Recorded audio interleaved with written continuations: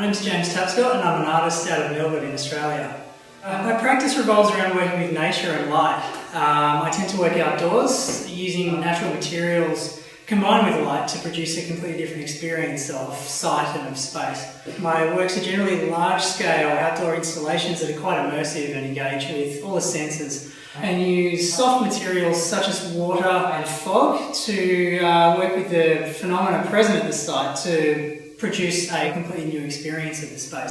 My work in this year's prize is called Orovale Column, and it's named after a lake near where I live, where the water is from. The lake's quite often described as having Melbourne's dirtiest water, which is a result of runoff from nearby farmland that's collected in the lake. So I wanted to use this as a way of recontextualising something that's dirty and turning it into something beautiful.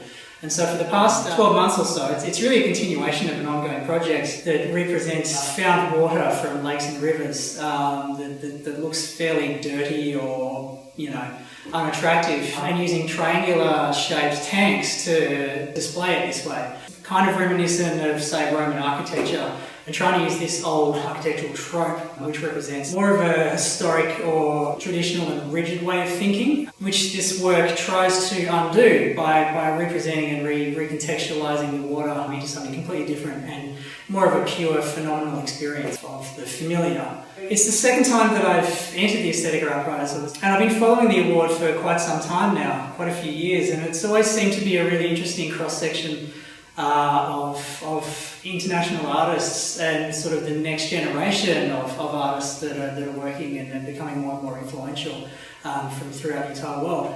So it's really nice to be represented in it again.